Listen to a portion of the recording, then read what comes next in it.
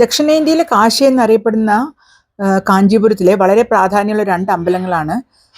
ഒന്ന് വരദരാജ പെരുമാൾ ക്ഷേത്രം, രണ്ട് ഏകാംബരേശ്വര ക്ഷേത്രം. ഇന്ന് അവിടുത്തെ കുറച്ച് വിശേഷങ്ങൾ കാണാം. ഇത് ശ്രീ വരദരാജ പെരുമാൾ ക്ഷേത്രം. പടിഞ്ഞാറേ നടയിൽ നിന്ന് കയറുമ്പോൾ തന്നെ ഒരു ചെറിയ കൽമണ്ഡപം കാണാം. അതിൻ്റെ മുമ്പിൽ ഒരു കൊടിമരം ഉണ്ട്. കൊടിമരം കഴിഞ്ഞിട്ടാണ് പ്രധാന പ്രതിഷ്ഠയുള്ള ഗോപുരം ഉള്ളത്. ഈ ക്ഷേത്രത്തിൻ്റെ കഥ എന്താണെന്ന് വെച്ചാൽ, പണ്ട് ബ്രഹ്മാവിന് മഹാവിഷ്ണുവിനെ ശംഖ് ചക്ര ഗദാധാരിയായിട്ട് കാണണമെന്ന് ആഗ്രഹം തോന്നിയിട്ട് അദ്ദേഹം തപസ് ചെയ്തു. അപ്പോൾ മഹാവിഷ്ണു പ്രത്യക്ഷപ്പെട്ടു.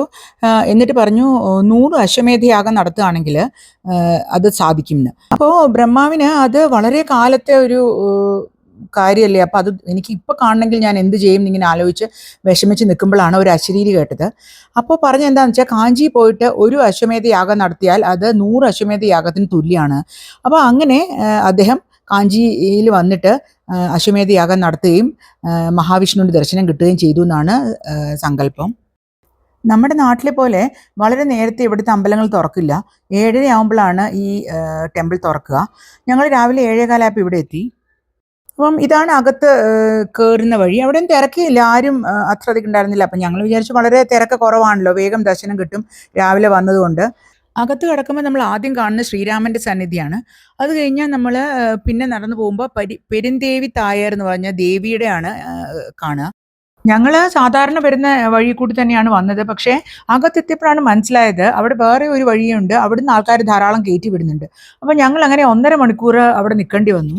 പക്ഷേ ഇതൊക്കെ ആണെങ്കിലും ആ വിഷ്ണു ഭഗവാന്റെ മൂർത്തി കണ്ട് നമുക്കൊന്ന് തൊഴുതു കഴിഞ്ഞാൽ നമ്മളെല്ലാം മറക്കും. അത്ര ഒരു ചൈതന്യമുള്ള ഒരു വിഗ്രഹമായിരുന്നു അത് എത്ര തൊഴുതാലും എത്ര കണ്ടാലും നമുക്ക് മതി വരില്ല. പിന്നെ ഒരു ഗോൾഡൻ ലിസേർഡും സിൽവർ ലിസേർഡും ഇവിടുത്തെ വലിയൊരു അട്രാക്ഷനാണ്. അതിൽ തൊട്ട് കഴിഞ്ഞാൽ നമ്മുടെ സർപ്പദോഷങ്ങളും നമ്മുടെ സ്കിൻ പ്രോബ്ലംസ് ഒക്കെ പോവും, നല്ലത് വരും എന്നൊക്കെയാണ് എൻ്റെ വിശ്വാസം. ഈ ക്ഷേത്രത്തിലെ ഏറ്റവും പ്രാധാന്യമുള്ള ഒരു കുളമാണിത്. കാരണം ഇതിന് അടിയിലാണ് അത്തിമരത്തിൽ തീർത്ത മഹാവിഷ്ണുവിൻ്റെ പ്രതിമയുള്ളത്. 40 കൊല്ലത്തിൽ ഒരിക്കലേ അതെടുത്ത് പൂജ ചെയ്യുള്ളൂ. 48 ദിവസമാണ് പൂജാതി കർമ്മങ്ങൾ ചെയ്യുക. അതിൽ 24 ദിവസം ഭഗവാൻ നിൽക്കുന്ന പൊസിഷനായിരിക്കും, ബാക്കി 24 ദിവസം കിടക്കുന്ന പൊസിഷനായിരിക്കും. അങ്ങനെയാണ് പൂജ ഒക്കെ ചെയ്യുക.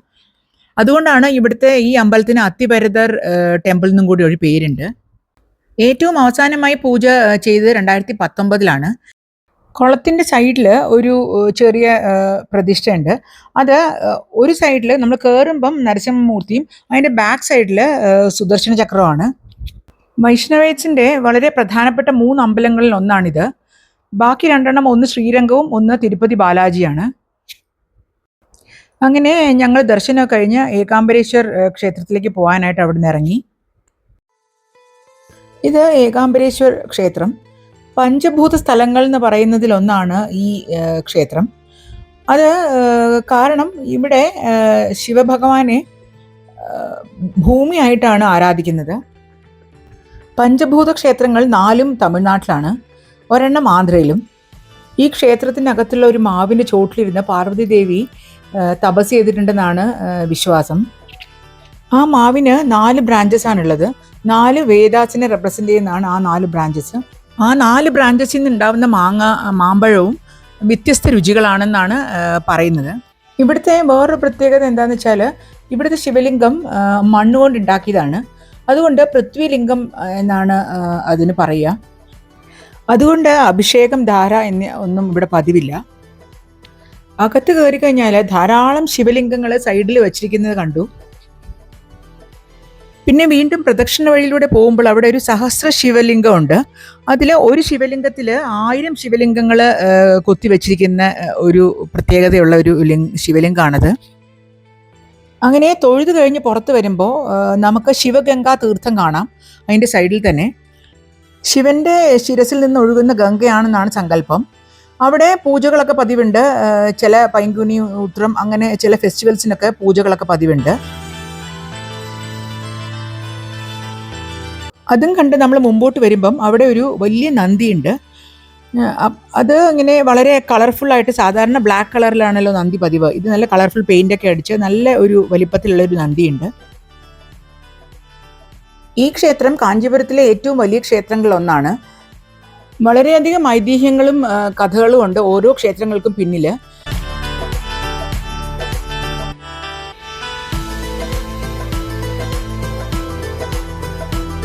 കാഞ്ചീപുരം യാത്ര പൂർണ്ണമാവണമെങ്കിൽ ഒരു സാരിയെങ്കിലും വാങ്ങിക്കാതെ പറ്റില്ലല്ലോ.